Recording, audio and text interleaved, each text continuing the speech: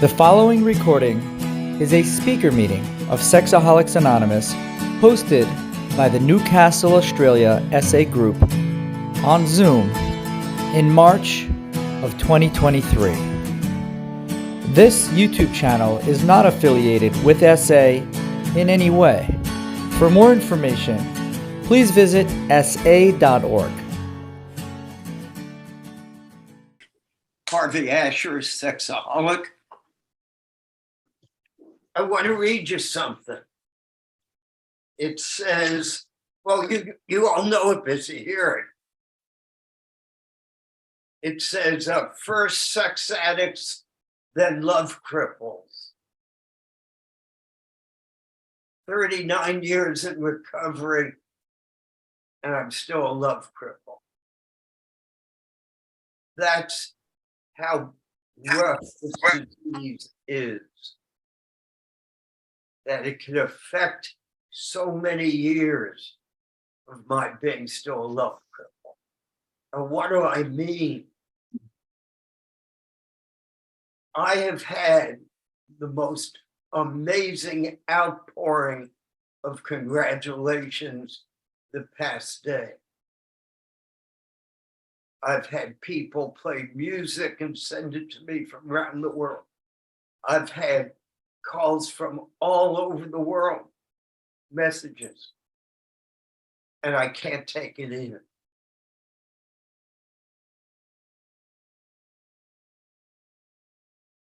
My brain says, what the hell are they talking about?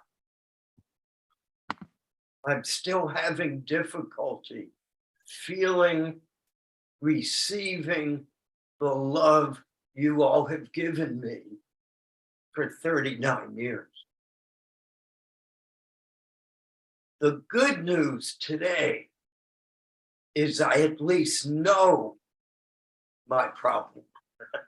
And then I could at least breathe in, take some breaths, and breathe in the love you've been sending me.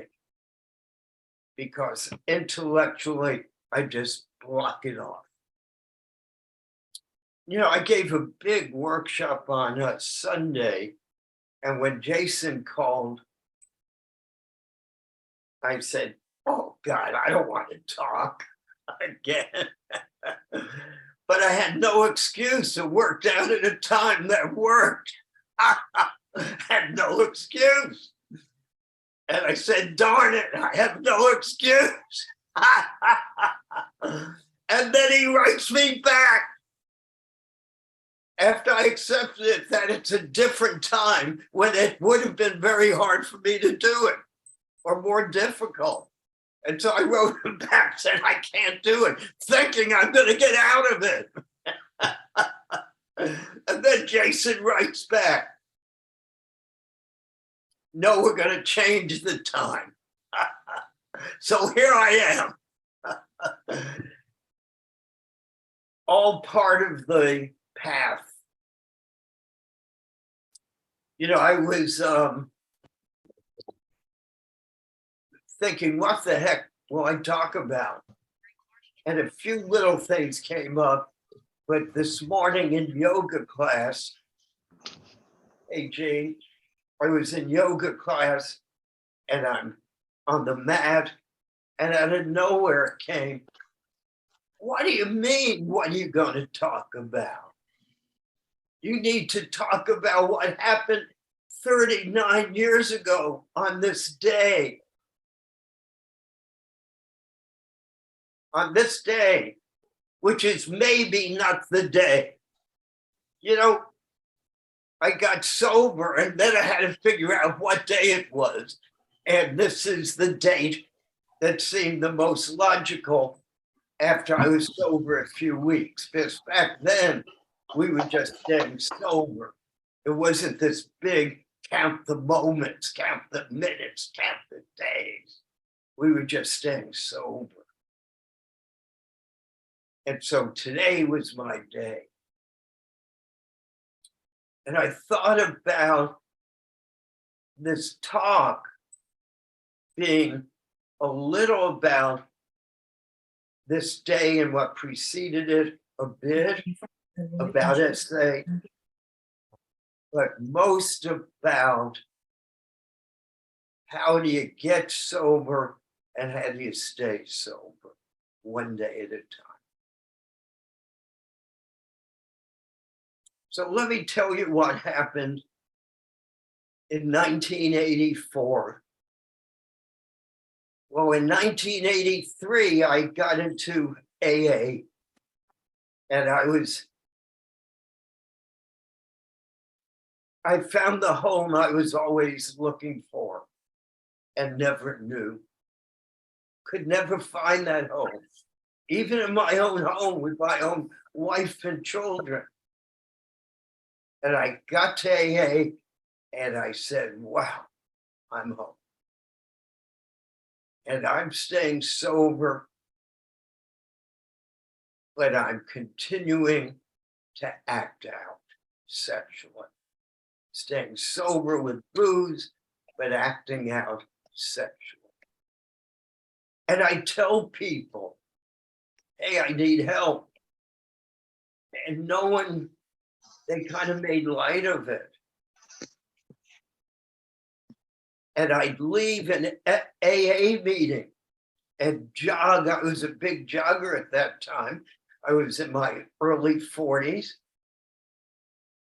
And I jogged downtown and hook up with a hustler, man, woman, it didn't matter.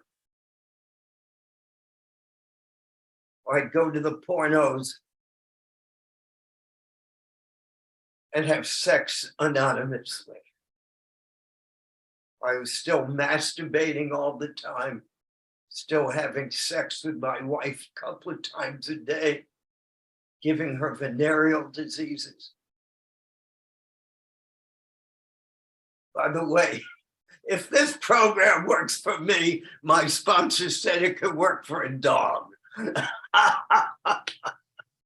You name it, I've done it many times. And I'm not bragging and I'm not complaining. I'm just saying, this is my story. And I was sober and loving AA, and I got to the 6th and 7th step, and I knew I couldn't do it. That eventually I would have to go start drinking again because I couldn't get through my 6th and 7th step. I wasn't willing to stop acting out. And one day I'm with some guy at a hotel and he's smoking a joint. And I said, you know, if this keeps up, I'll probably be smoking again.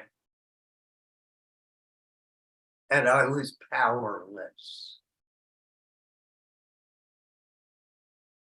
And out of nowhere, 6 weeks before I came in, some guy I knew in AA who attended the same meetings I attended said, I'm starting SA in Nashville. Anyone interested, come and talk to me. And after the meeting, I went up to talk to him and he started telling me about no masturbation and no this and no that and his story. And I said, man, this guy's a kook. I got to stay away from him. And I had no part of it. 6 weeks later, I jogged a few miles downtown and I was making it with some guy, some dirty young guy, young man who kissed me on the lips, and I had never done that. And it disgusted me for whatever reason. I had sex with men, but no kissing on the lips. It disgusted me. And I walked out of there and I said, I'm hopeless. I'm hopeless. And I said, I can't bear this life one more second. There's only one answer. That's to divorce my wife. The heck with my religion. The heck with my profession, with my family. This is all I'm going to do. This, I can't live this double life one more moment. I'm just going to go for it. And I had an experience of peace. Like 1,000 pounds was lifted off of me. And I no longer was going to fight it. And I jogged back to the AA clubhouse where my car was parked. And I jogged right into that man from 6 weeks before. And to this day, I don't get it. But I jogged into him and I said, I'm ready. And I've been sober ever since that day. Ever since. He lost his sobriety, the guy who brought me in, ended up in a penitentiary for 33 years because of this disease. Murdered someone in a sex murder.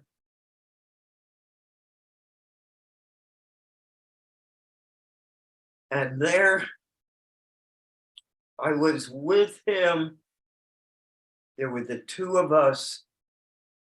But at that moment, he gave me the essay brochure, the old brochure. There was no book. And there it said, no sex with self. And I said, that's crazy. I said, that's crazy. Nothing's wrong. It's healthy. Masturbation, men do it. It's part of life.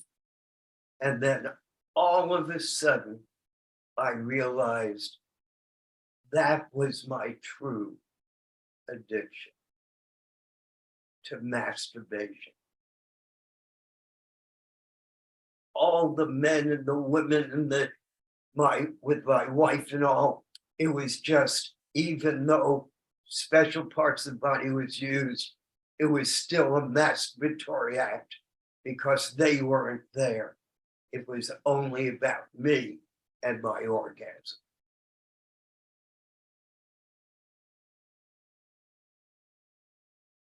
By the way, if you expect me to clean this talk up, you got a lot of expectations.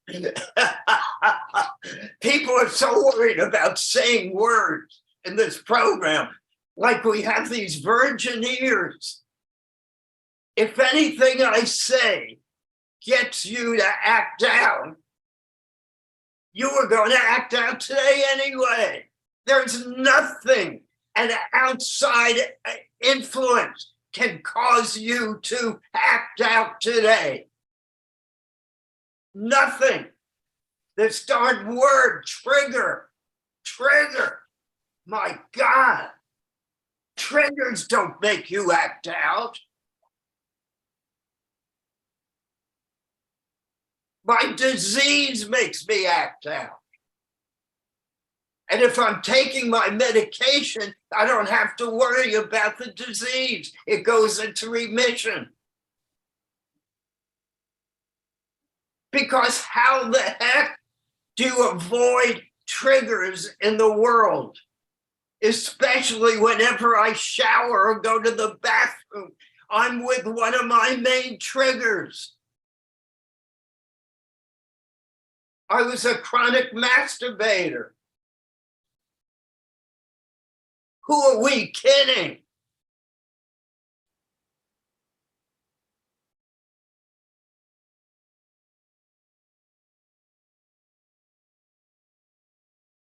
And there we were, just the two of us.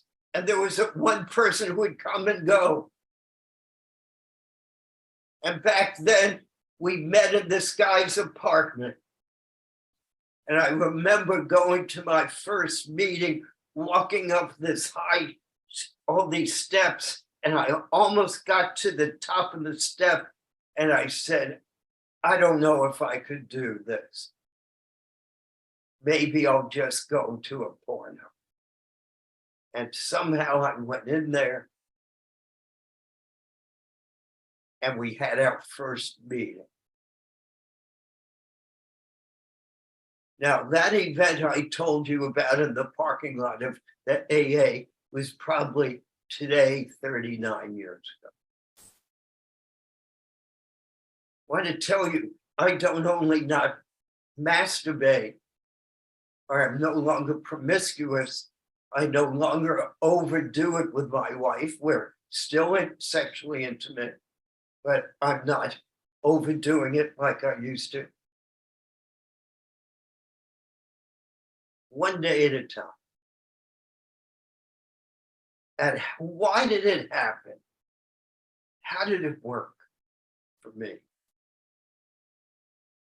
Once I knew I was addicted to masturbation, I understood, because of my months in AA, about the disease model, about the allergic manifestation that produces craving once we take that first drug. It was interesting. Just a little bit ago, I was reading what Roy writes about what is a sexaholic and what is sexual sobriety. He says he or she has lost control, no longer has the power of choice, and is not free to stop. Lust has become an addiction. Our situation is like that of an alcoholic who can no longer tolerate alcohol and must stop drinking alcohol, but is hooked and cannot stop. So it is with a sexaholic or sex drunk who can no longer tolerate lust, but cannot stop. See what I just read? The majority of you can't get it. You're too busy with all this God crazy stuff. Putting God in the first step. Not a word of God in the first step. It's a disease step. You're either allergic or you're not allergic. Most men are not allergic. I am allergic. And you could pray all you want. But if you have a penicillin allergy, I strongly recommend you not use penicillin, even though you're praying for God to take your allergy away. I have never heard so much God talk like I've been hearing on these Zoom meetings for the past few years. And the people who are saying it the most are getting the most relapses, it looks like. Yes, God's in the picture, but we could get to that later. You're either pregnant or you're not pregnant. You're either allergic to lust or you're not allergic to lust. You either face you're not a normal man or you don't face it. It's that simple. Don't make God the scapegoat. The amount of hiding behind God, saying he'll do it to take us off the responsibility of going through withdrawal, just like heroin addicts. And do you know what? Out of that first year, I would count, I kept track. There were over 100 people came that first year. Not one is in the program other than me today. Most people will not accept the disease model. They just won't. The programming is so severe since we've been children that we're bad getting good, not sick getting well. We'll do it any way you want. But if you want to know my secret for staying sober for 39 years is to realize every day I get up and I know I still have an allergy. And that if I start lusting, I've had it. The phenomenon of craving will begin, and I will start acting out again, no matter how much sobriety I have. Now, why do I get so passionate with all this? It's I'm watching people spiritually and physically dying from this disease. I'm watching them come to meetings using it as a confessional.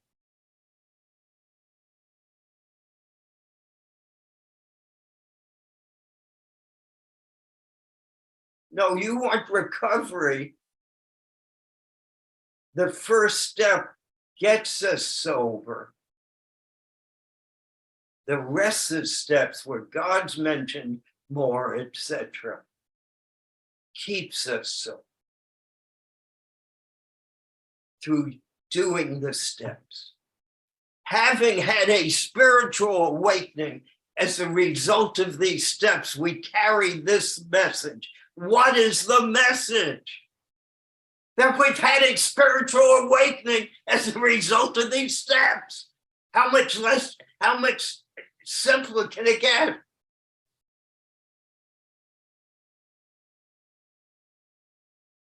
It's without a personality shift, without the steps of my getting honest with myself, I can't do the first 5 paragraphs that precede the steps in chapter 5. Getting honest with myself. And what's one of the biggest honesties with self that people have difficulty with, I've discovered in this program, in my perception. And by the way, this is only my perception. I don't speak for SA as a whole. I'm only sharing my experience, strength, and hope. So here we have the importance of step 1 and the importance of step 11. And I was sharing with someone today about the word you rarely hear in SA. Because people are too busy talking about God. You want God talk? Go back to church, synagogue, mosque, temple. You want to stay sober? Start talking about the powerlessness over your incurable illness and allergy.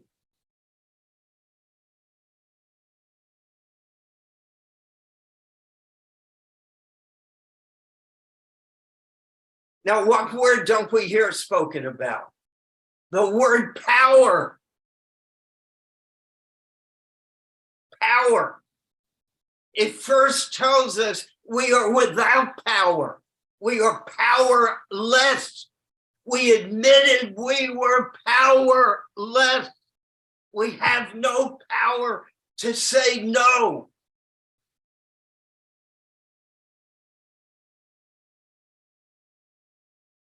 And what happens in the 11th step?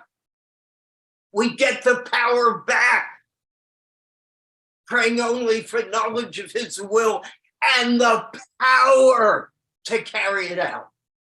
The power. What do I get in a room with you all? I feel the power of the room.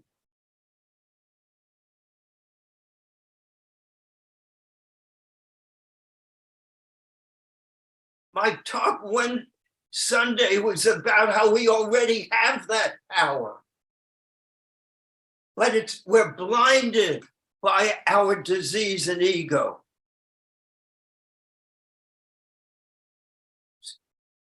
while meditating today, all of a sudden out of nowhere, I pictured Hansel and Gretel. Actually, it was a clean picture. It wasn't a fantasy. And Hansel and Gretel and the bread they left to try to find their way back.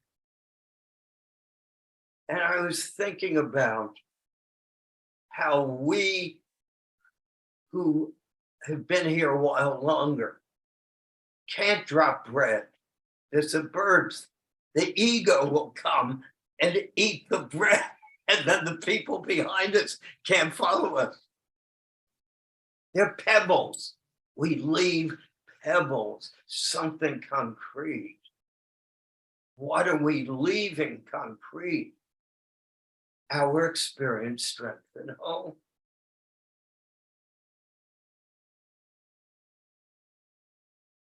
That this program really works if we work it.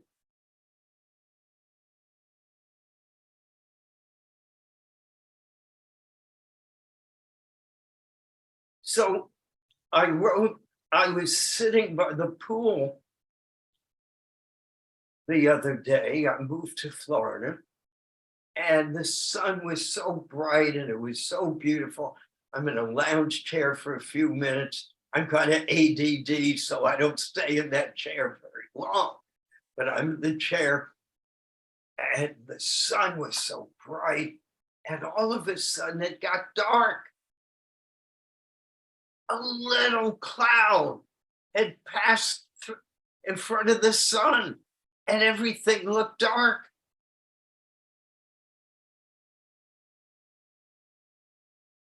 And I said, wow, that's my higher power, that's life, that's everything.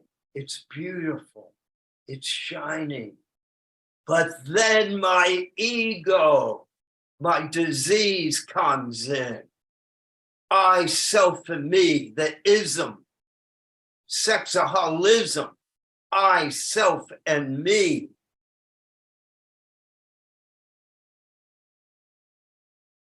And the thoughts come in.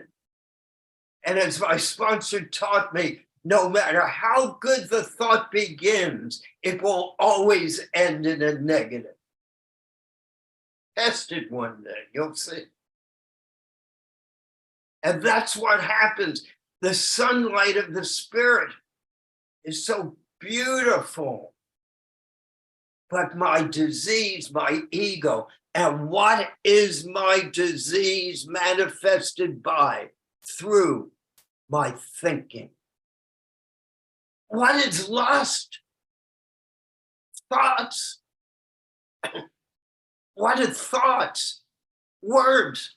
They're imaginary. A thought is imaginary. It's not real. Why the 11th step is so important, because it's emphasis on mindfulness, on meditation, on seeing the thoughts and letting them just flow by.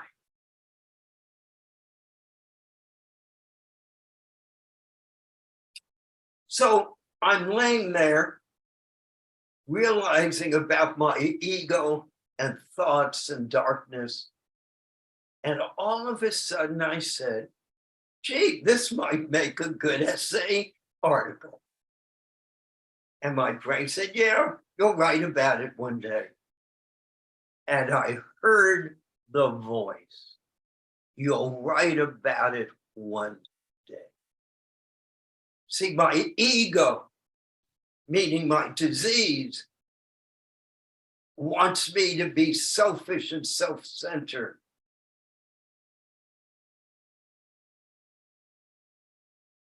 So it didn't want me to give that thought away.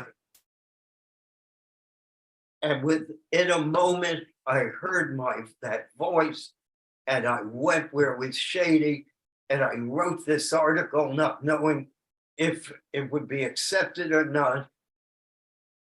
And I sent it in, and it looks like it might be published in the future. about our ego, our thinking, the danger of our thoughts.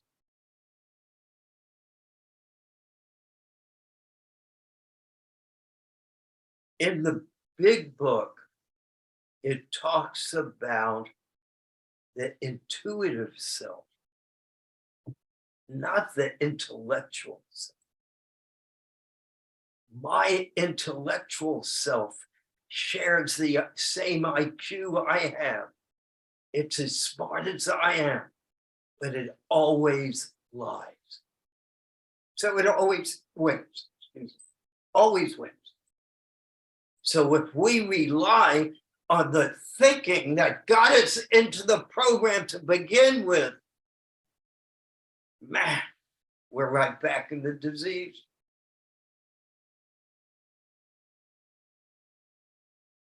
So through the steps, we get an experience of the intuitive self, the fourth dimension, being catapulted into the fourth dimension. And I talk about the big book over and over because in the essay book, it tells us that's our basic literature. The 12 and 12, the big book, and that the essay book is another document that works with it, but it can't substitute for it.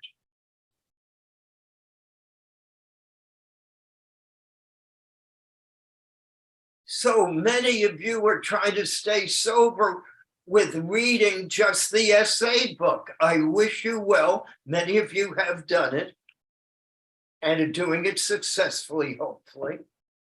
See, I want to be wrong with everything I'm saying. I want to be wrong that this is a disease. I want to be wrong that God doesn't remove diseases.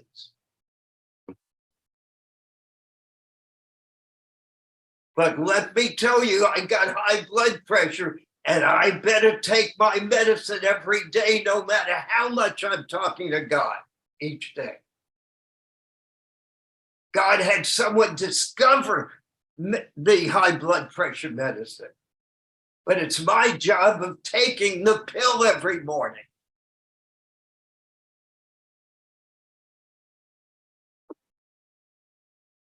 So step 1 and step 11, one tells us we're without power. The other one tells us that we're getting the power back to be able to choose. To say, yes, I could do it, or no, I'm not going to do it today.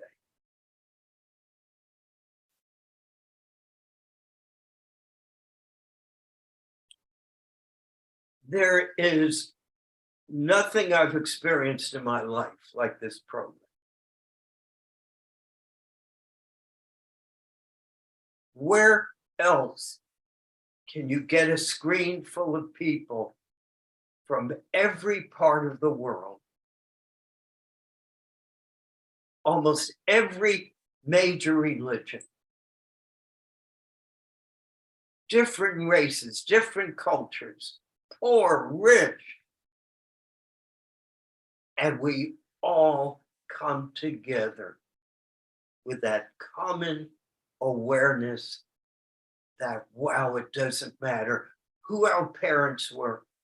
It doesn't matter where we came from, what religion we believe in. If we have this addiction, we all seem to have such similar symptoms. What a coincidence. And what a coincidence that most of us who are very into our own religions were not able to get sober from our religion. Good religions, wonderful religions. Because religion doesn't work on diseases. If you have a peanut allergy, You sure better check out if there's peanut oil in the food you're eating. All the prayer in the world, if you don't look at those ingredients, you could get very ill.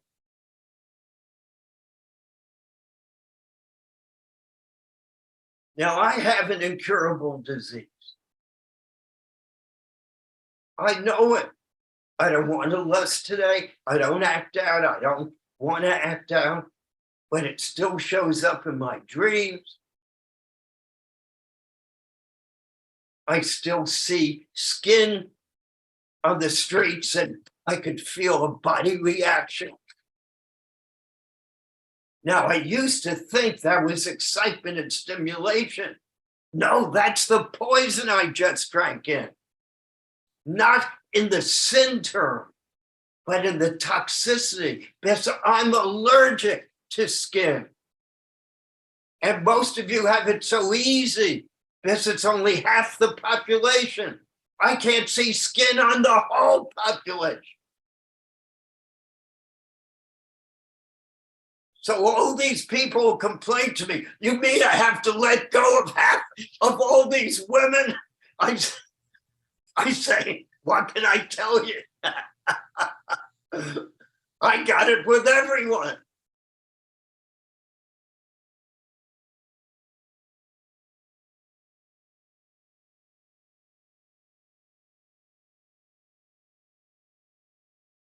You know, it took years in the program for me to realize I'm not heterosexual, I'm not homosexual, I'm not bisexual.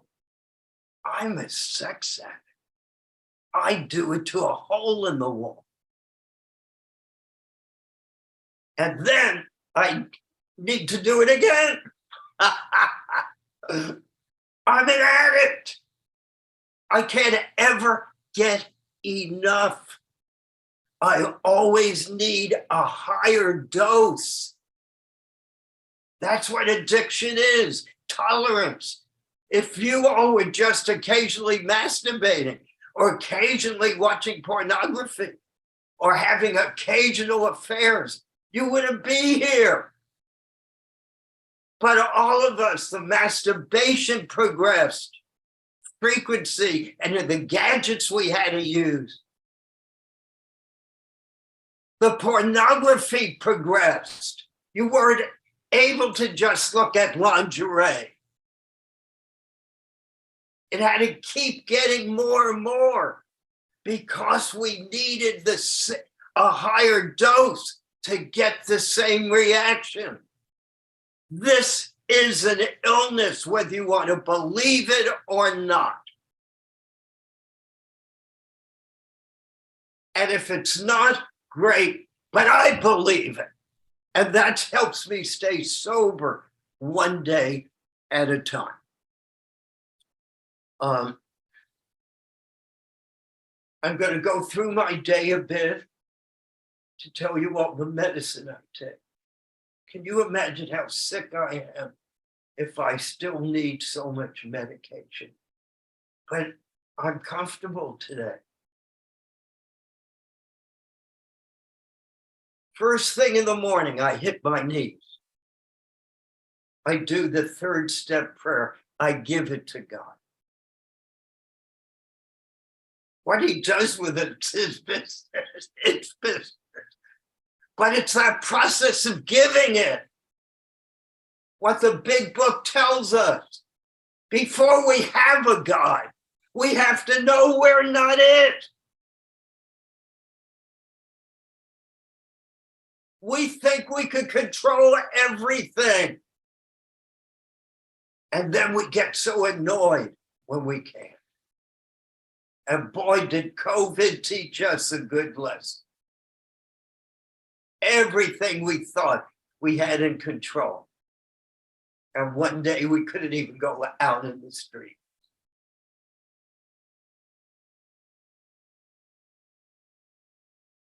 So I let go, I give the day. And then I immediately do a two-way contract. I was told in AA, if the first thing in the morning before I could change my mind, I do a two-way contract, I'll have another day of sobriety. Most people just do a one-way contract. They wonder why it doesn't work. Well, a contract never has just one entity. A contract implies you have two entities. God, today I will not have sex with self or sex outside my marriage. God, help me not have sex with self or sex outside my marriage. Two-way contract. I've changed the words now to just sexual sobriety. And I do the same thing with alcohol. And then I sit at the side of my bed and I count 30 things on my fingers, used to be 20, that I'm grateful for. I don't get it up till I've done that gratitude list. It's hard for people to do gratitude lists. They're too angry at God for not keeping them sober, thinking God's going to do it all for them. So I do my gratitude list. And then a little bit later, I do my personal religious tradition stuff. But my 12-step stuff always comes first in my life. This, without my recovery, I'll be able to not have a wife, family, religious involvement, contact with God. This, I'll be too drunk. A and SA cannot be part of my life. It is my life. It's my breath. Without it, I can't function as a normal human being. Because I'm not a normal human being. I have a brain allergy.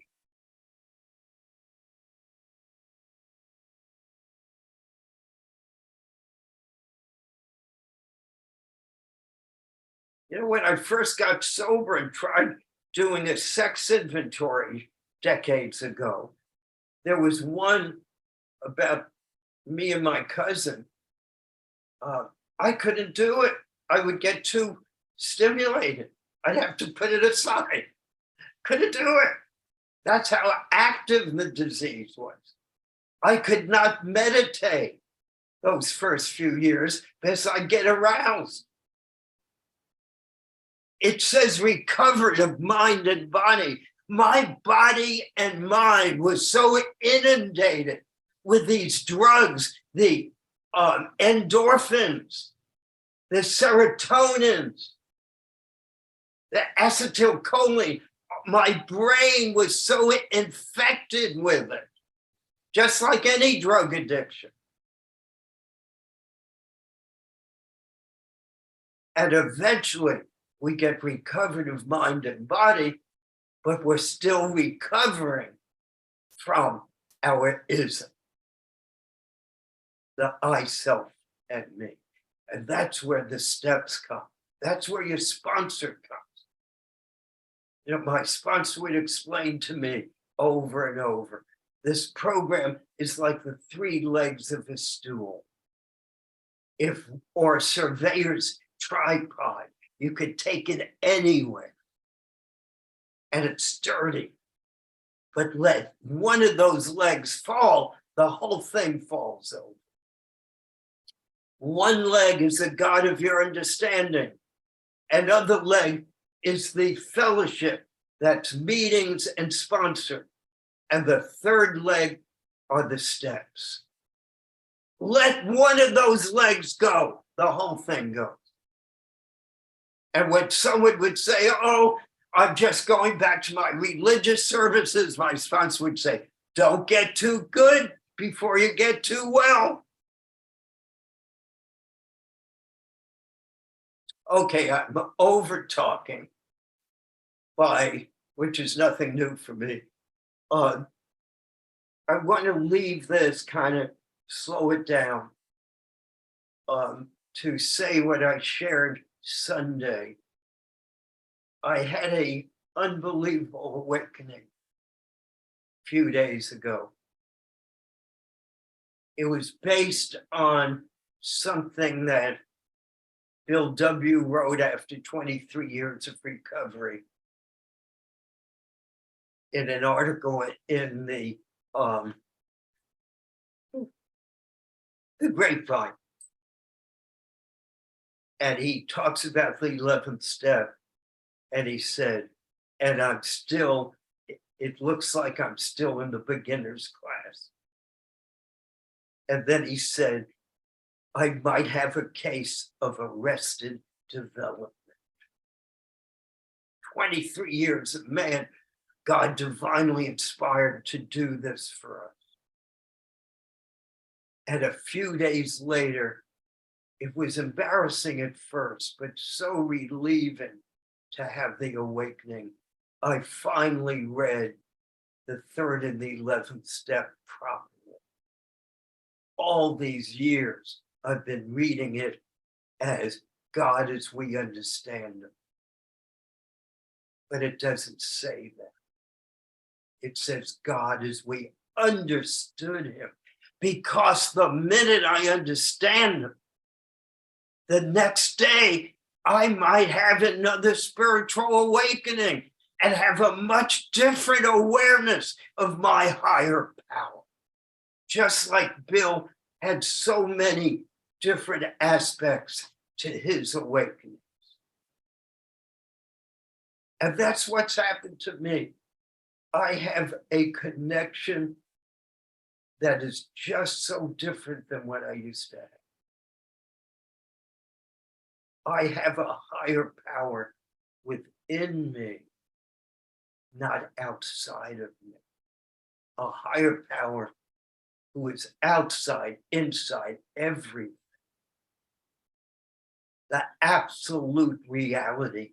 Everything else is smoke and mirrors. All my perception, just smoke and mirrors. And I won't go into some of this because possibly tomorrow I'll be somewhere else. But it's taken me years of almost daily hour-a-day meditation, mindfulness for the past many years to find a higher power that is nothing like the one I came in. But no matter what, this power greater than myself, this power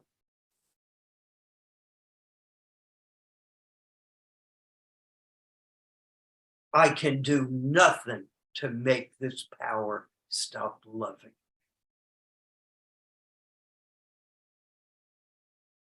There is nothing we could do to stop this power from loving us. And how do we know that? Because the earth is still here.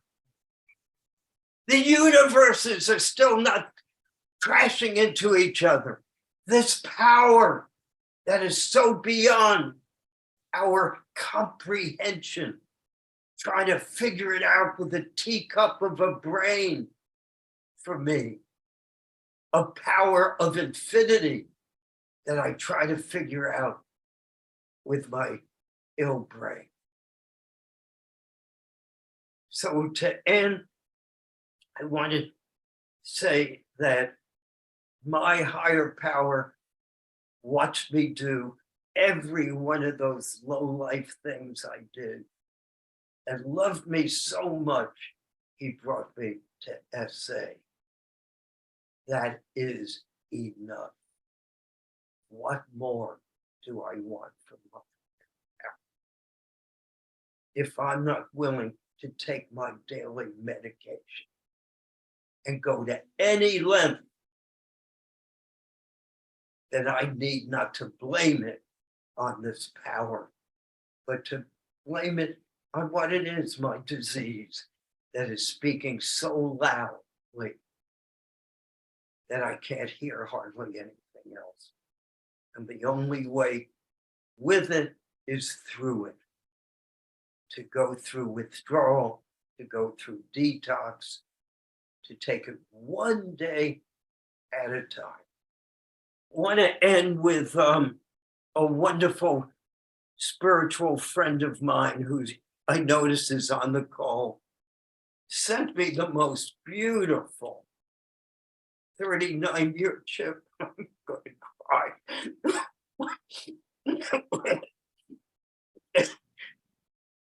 It's so beautiful, I can't explain it. It's special. It's not meant for me to take it out, I guess. It's my sex addiction thing. Saw it as a condom for a minute. My mind never gets better. At least I could laugh about it today, but I got it out. And it's just so beautifully engraved and everything. And you know who you are. So thank you from the bottom of my heart. And I'm going to finally end with saying, I woke up this morning, I had no idea it was my birthday until people start corresponding with me.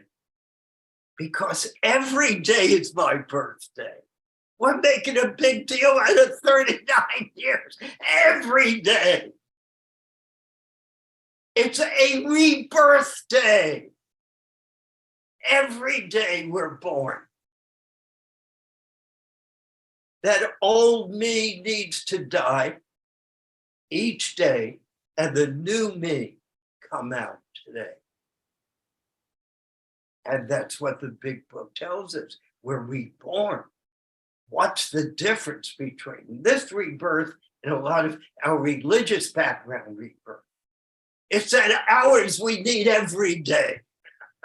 We just don't do it once, like during some religious ceremony.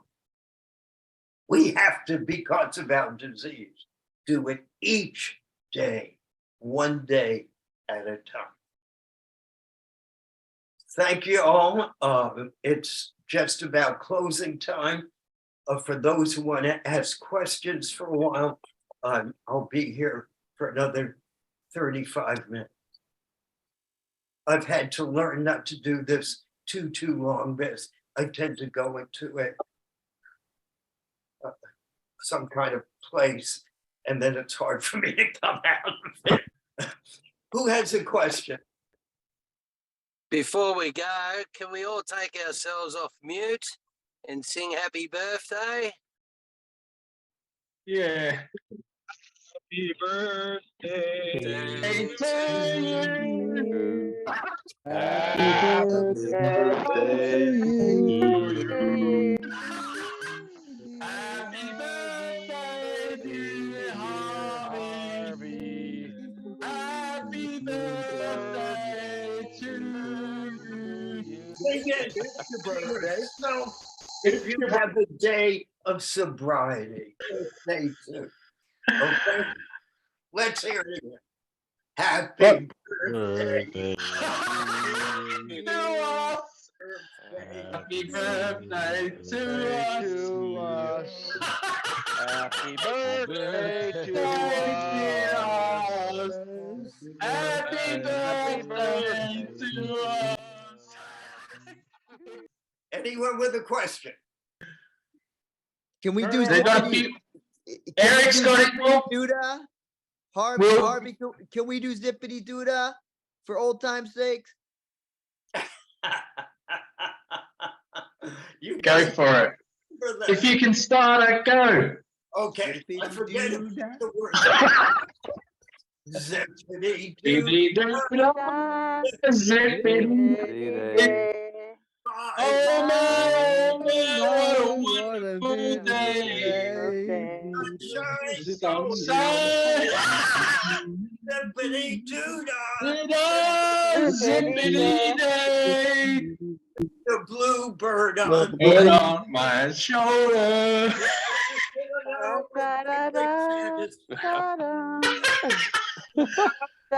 Zippity yay. Yeah.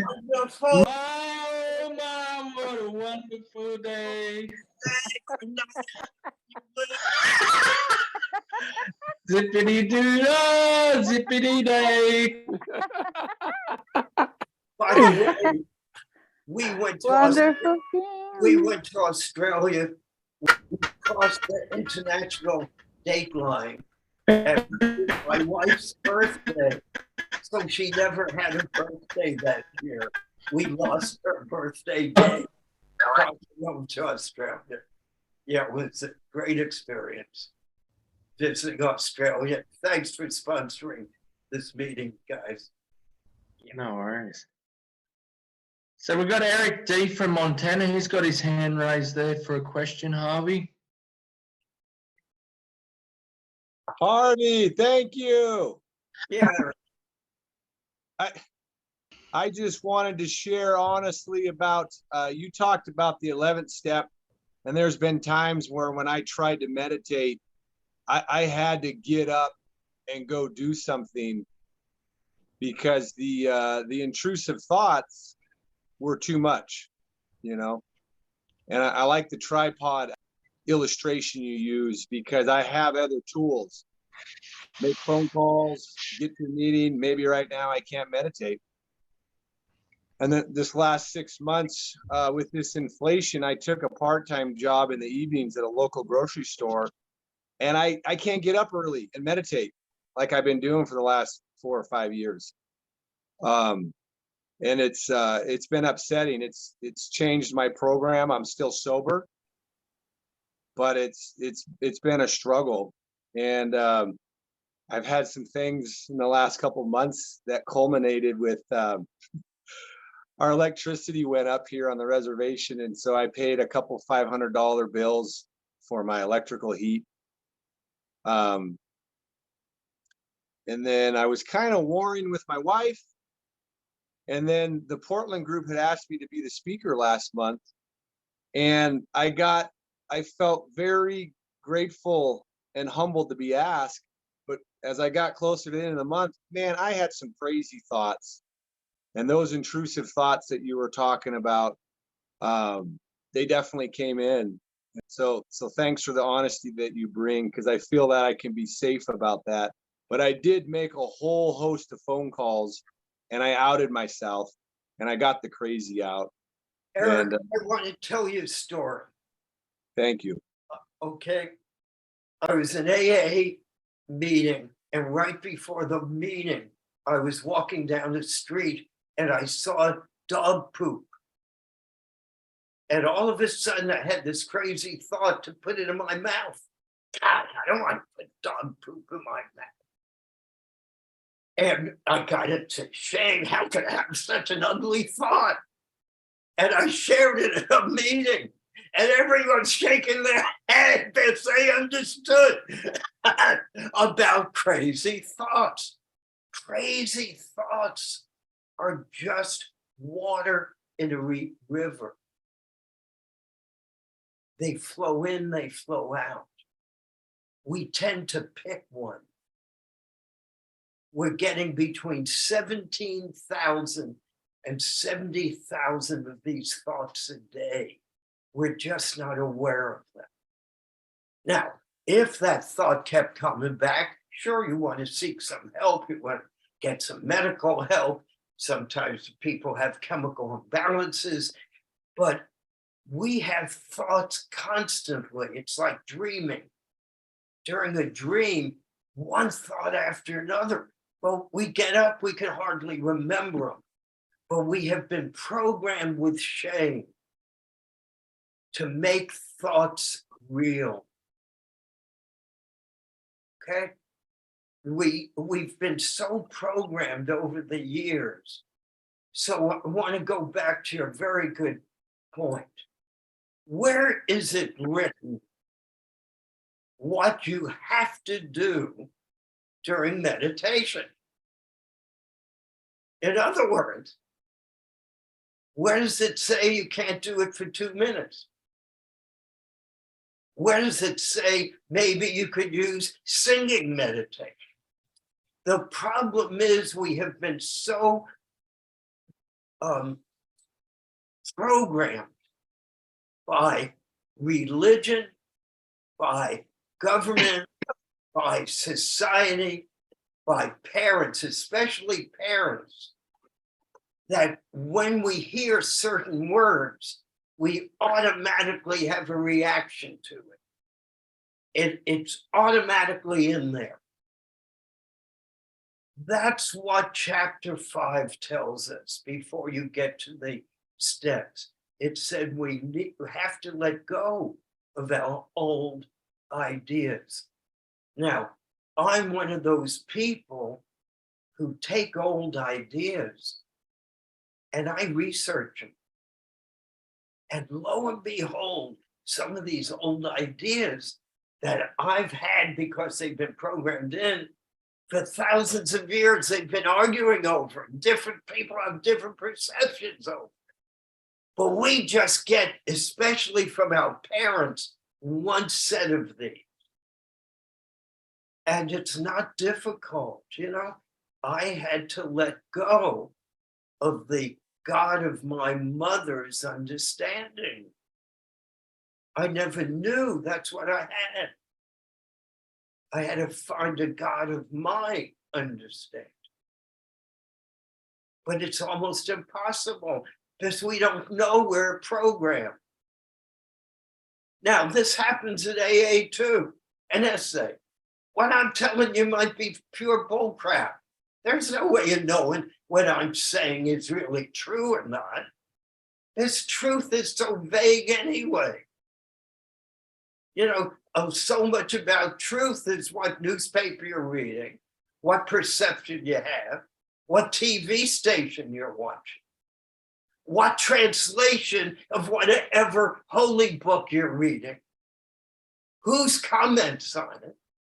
It's all perception, but we hear it as reality. But there is only one reality, and that's God. May we find him now. And he's not lost. It's always here. We just can't see it. So I want to tell you this little story. This I told someone this the other day, forgot all about it. I was invited to Belgium, Nancy and me, to speak for a whole weekend. And they don't pay you for speaking, thank goodness. We wouldn't take it, but they pay for your airfare and they brought us to Belgium. And it was a snowstorm, and it was in a convent, and there was no heat in that convent at night. They shut it off. And I was in this little cell. My wife was in another one on a hard little plank.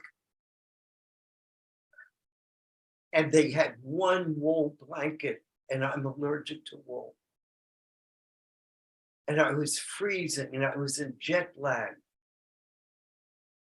There's a guy who I met because of this incident. And I'm laying there. I couldn't sleep. I was about 20 years sober, 25 years sober. Couldn't sleep. And my brain kept saying, you got to sleep, you got to sleep. You're talking all weekend. First thing in the morning, you'll be too tired. How are you going to speak? And all of a sudden, I heard this loud voice. It was so loving and caring. And it said, Harvey, just masturbate now.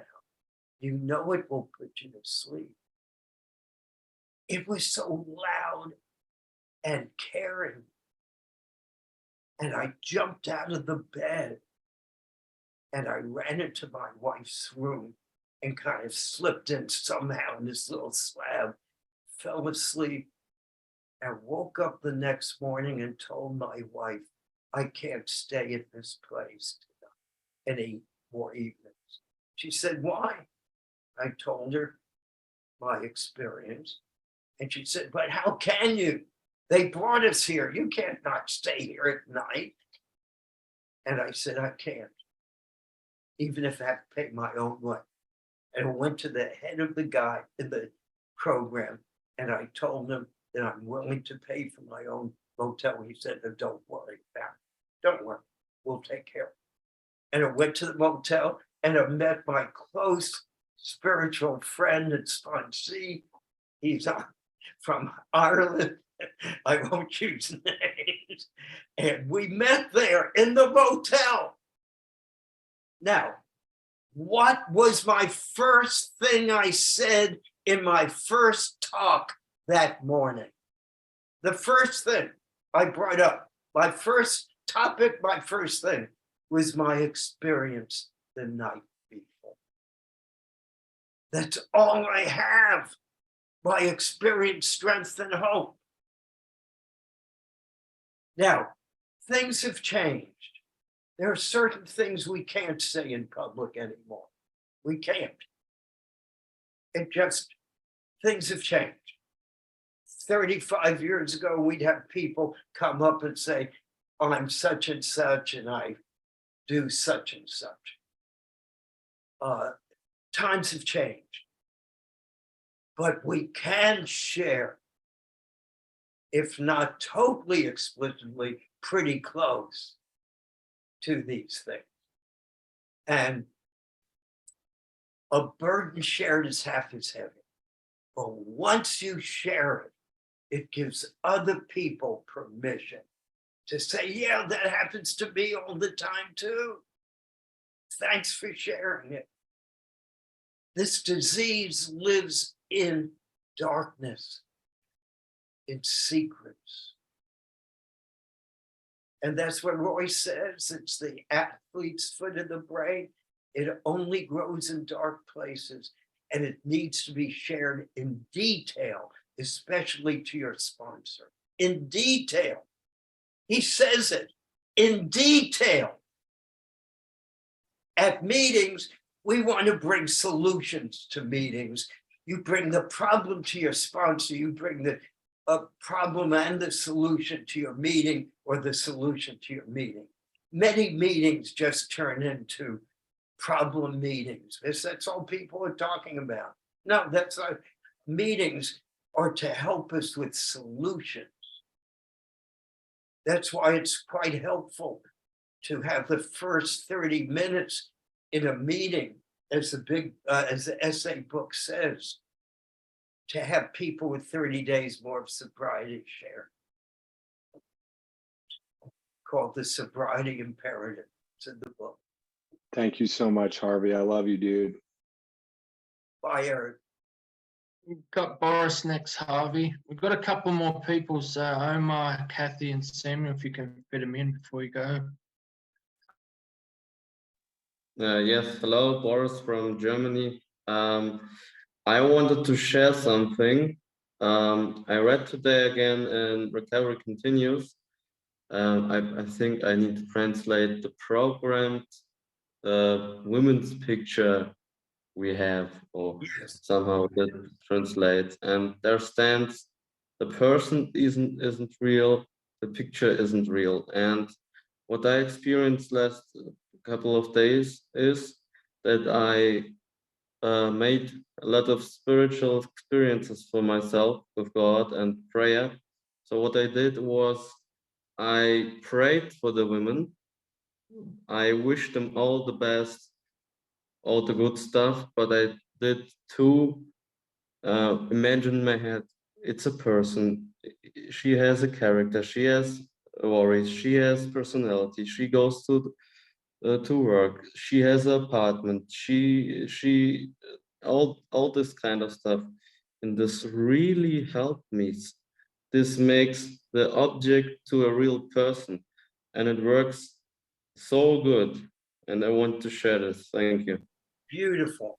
And Boris is bringing up the importance of that chapter that so many people overlook. How I overcame my obsession with lust. That's in the essay book. He's talking about Recovery Continues with a Picture Perfect Woman, which is a great chapter too. I have one other prayer I use for things that catch my eye. Thank you, God, for reminding me I'm still sick. Thank you. Those of us who are always reminded that we're still ill end up not having such a high risk to relapse. It's the people who have gone for months and months without lusting and acting out will say, oh, wow, I'm okay now. I could take that little second look. So that's my prayer. Thank you, God, for reminding me. Awesome. Kathy's next. Just one special mention. We've got a few fellows from the beautiful country Slovakia tonight as well. It's quite late there, about 10 or 11 o'clock at night. So, Kathy, do you want to ask your question? Thank you, Jason. Excuse the camera off. I keep rocking nervously. Thank you, Harvey, very much for your share. What I got most out of it was what you said about God not doing the trick on his own. I have to work the tools of the program. And I'm really finding what you've been talking about.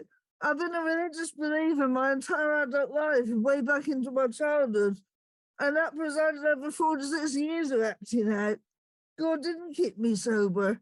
And I'm really pleased that I hate to use the word validation because I don't like it, but what you say that if I just rely on God, I haven't got a hope. I've got to use all the other tools of the program, the fellowship, the meetings, the step work. Because if I just rely on God and pray and meditate, I was doing that for 46 years and I got absolutely nowhere, got worse and worse. Thank you for letting me share. Thank you. You know, I want to add, religion does help many people who tend to be sexual abusers or alcohol abusers. But those of us who have come here, the AA book refers to us as real alcoholics. Now, religion could help, but for us, we're people, for the most part, who have gone that path. And it's a good path, but it didn't work for my disease. And part of what I notice is that we tend to get annoyed at things that didn't work instead of being so grateful for that we find something that does work, you know? And I've had it with medical conditions. Some doctors will hit it on the head and be able to diagnose it. Sometimes I need second opinions. We want to be sure we don't get too dogmatic on any of this because this is based on our experience, strength, and hope. If religion is working for you and you're not relapsing, man, great. But if it's not, then accept more and more of the disease model and be sure. And, you know, I didn't go into it. I take my medicine all through the day with lots of phone calls. I used to go to tons of meetings. Now I go to 5 meetings a week. I hit my knees again at night. There's throughout the day when I find a parking spot, I'm saying, thank you, God, for the parking spot. I'm trying to live in gratitude so I don't go into my brain of always seeing negatives versus the positives around me. My disease wants to only see negatives. Okay, one more question and then we'll cool it down. Yeah, we got Samuel from Slovakia. We saved the best for last, Harvey. Harvey, thank you very much. Great, thanks, really for your share and for big gratitude and joy you brought to this meeting and also in my room here in Slovakia. And I just want to share and ask that I'm really clinging on this one big demand that I must have relationship, and I know it is not fine. I should let it go. I shared it, but somehow I'm really cling to this idea that I must have some relationship, and also I'm really cling to romantic fantasies, and I to one female classmate, and I'm like meeting her in the school, and yeah, I'm sharing it, but I have problems with that. Samuel, that because this is a spiritual entity, we don't have a monopoly. I don't think SA is the fellowship that deals with relationships. It deals, in my opinion, with masturbation, with lust, with things like that. I think SOAA and SAA, but especially SOAA, where it's geared, I'm not in that fellowship, but we want people to be well. And there's no reason you can't go also to a fellowship also that emphasizes love relationships more. It's rarely spoken about in SA. A lot of things aren't spoken about in SA, regretfully. We don't, Roy talks about it in this essay book, but the program tends not to do it.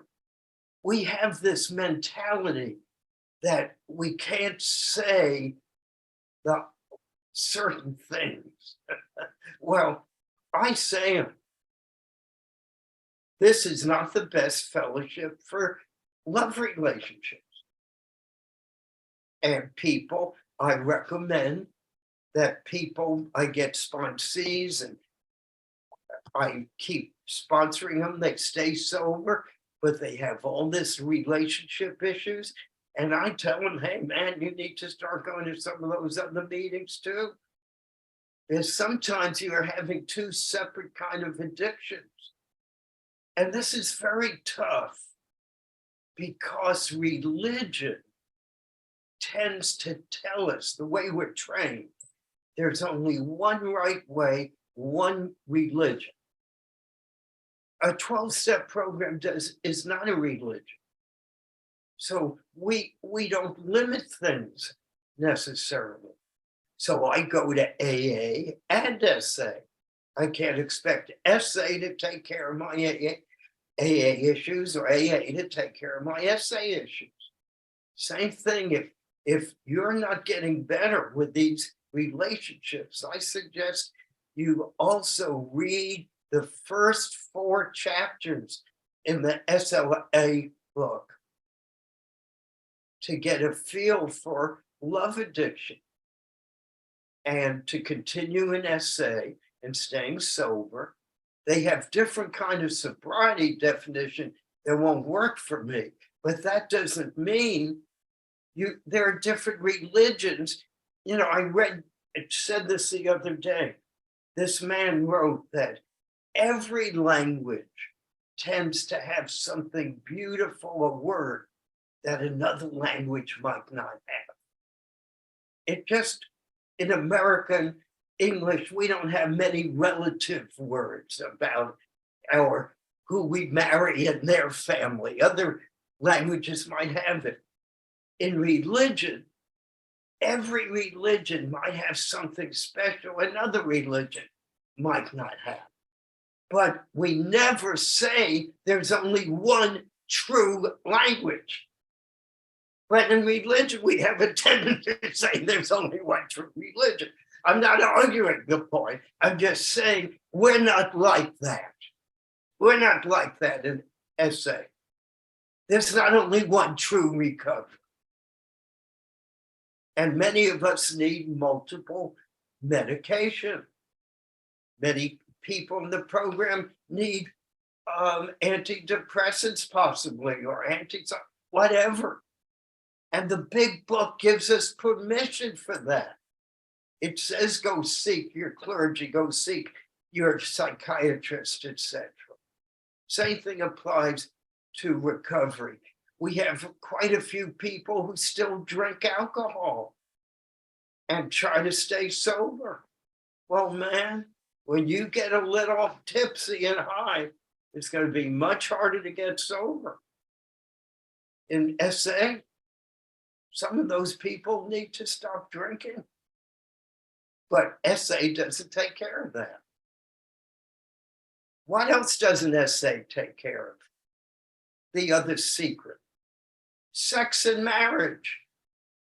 No one talks hardly about sex and marriage. The majority of people in SA are having sex. We act as if everyone's monastic. Everyone's not having sex. There are so many things that programming in our brain has done with us, including in our own fellowship. In Nashville, we used to have special meetings, breakout meetings on sex and marriage. We could share things, bring up issues. We are never alone again in 12-step recovery, ever. There's someone out there who will have a recommendation to help us. Okay. Thank you very much. On that note, love you all. Do you want to finish with the Serenity prayer, Harvey? Love to. Why don't you lead us off? I was wondering if we could get someone speaking their language and say it. Could we do that? Me, I can do it Okay, Lars. in German. So I can say it, yes. Gott, gebe uns die Gelassenheit, die Dinge anzunehmen, die ich nicht ändern kann, den Mut, die Dinge zu ändern, die ich ändern kann, und die Weisheit, das eine vom anderen zu unterscheiden. Dein Wille geschehen, nicht meiner. Amen. Awesome. Thanks. Awesome. Yeah, Good to see you think we could do it in English maybe too? Yeah, let's do it. God, grant us the serenity to accept the things we cannot change, courage to change the things we can, and the wisdom to know the difference.